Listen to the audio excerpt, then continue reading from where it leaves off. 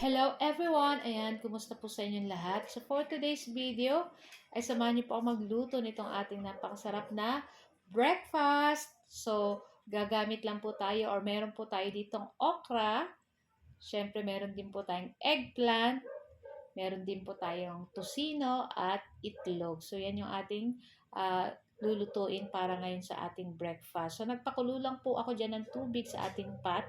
At pag kumulo na ay ilalagay ko na dyan yung ating okra.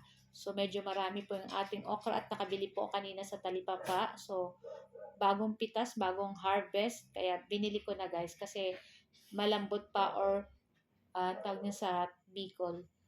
Lumbod pa, ayan.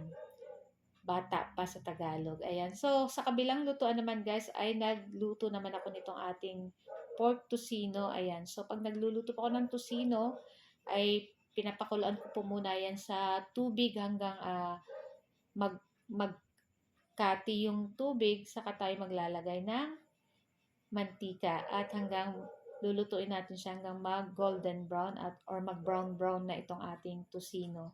At pagkatapos, ayan, ready na rin po yan. Ganun lang po kasimple. Pwede na natin yan hanguin. So, ayan nga, at ito yung ating okra. I-check natin kung malambot na. At pag malambot na rin yan, guys, pwede na rin po natin yan hanguin. So, ayan nga, at gagamit lang po tayo dyan ng ating strainer para mas madali. Ayan. Tapos, yan, napakadali lang po nito. At pwede nyo pong isawsaw to sa calamansi with toyo or calamansi with patis or calamansi with bagoong na isda. So, kayo na pong bahala kung ano ang gusto niyong sausawan. So, after nyan, ayan, nagbati tayo ng itlog at ayan na nga, at niluto na natin ng scrambled egg. Sabi nung 3 sons ko, tagal na silang hindi nakakatikim ng ganitong breakfast. Kaya, syempre, by request, ayan, lutuin natin para sa kanila. Kasi hindi naman ho lagi sila ay nagre-request ng gusto nila kung anong gusto nilang ulamin. So, at binaliktad na natin dyan yung ating itlog. Ayan. At okay na rin to guys. At luto na rin. So, i-transfer na natin yan sa ating plato. So, hindi ko na hinugasan yung ating kawaling pinaglutuan nitong ating scrambled egg. So, nagdagdag na lang ulit tayo dyan ng mantika. At dito na natin ipiprito yung ating eggplant. Ayan. So, ito lang po yung aming ulam. Tapos, may natira pa kami nga pritong galunggong kagabi. So, yun. 'Di ba? Masarap na po 'yan iulam sa ating kanin.